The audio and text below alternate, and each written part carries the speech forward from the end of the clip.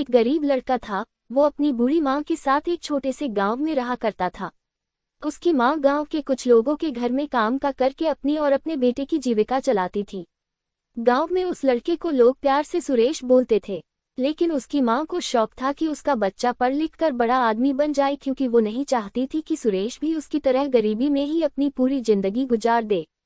इसलिए वो गांव के ही एक स्कूल में सुरेश का नाम लिखवा दी थी, और जो पैसा उस लोगों के घर में काम करके मिलता था उसमें से कुछ पैसे बचाकर वो और सुरेश की स्कूल की फीस भरा करती थी। सुरेश भी पढ़ने में काफी होशियार था। स्कूल में उसे जो भी पढ़ाया जाता था वो उसे झट से समझ लेता था और याद भी कर लेता था।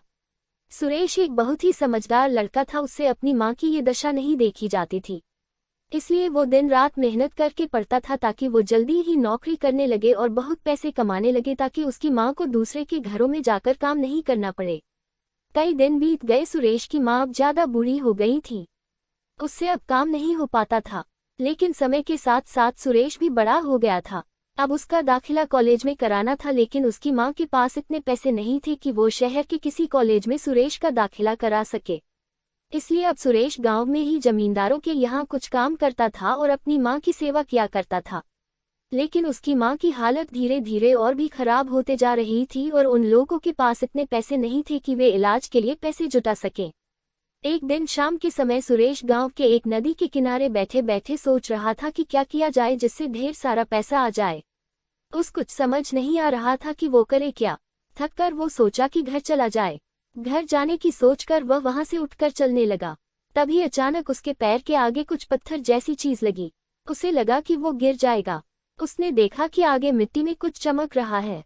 उसने उस चीज के बारे में जानने के लिए वहां से मिट्टी हटाई तो उसने देखा कि एक घड़े के जैसे कुछ चीज दबी हुई है। उसने उत्सुकतावश वहां इधर उधर गिरी हुई किसी चीज की मदद से मिट्टी को हटाया तो पाया कि वहां एक घड़ा है और उसमें कई सारी सोने, चांदी और हीरे जवाहरात की चीजें हैं। उसने आसपास देखा तो कोई नहीं था, क्योंकि जब वह नदी किनारे गया था तो शाम का समय था और उसे सोचते सोचते कब समय गुजर गया पता भी नहीं चला। रात हो जाने की वजह से और कोई उस रास्ते से नहीं आ जा रहा था। सुरेश ने मटके को उठाया और अपने घर ले गया। उसने कुछ दिनों तक इंतजार किया कि अगर ये मटका किसी का होगा तो वो जरूर ढूंढेगा, लेकिन कई दिन बीत जाने के बाद भी उस मटके को कोई नहीं ढूंढ रहा था। अब उस मटके की सहायता से उनकी गरीबी दूर हो गई। उस जादुई मटके की यह खासियत ये थी कि जो भी चीज डालो उस चीज से मटका भर जाता था। इस प्रकार वह कभी भी खाली नहीं होता था और इस तरह वे लोग खुशी खुशी अपना जीवन यापन करने लगे।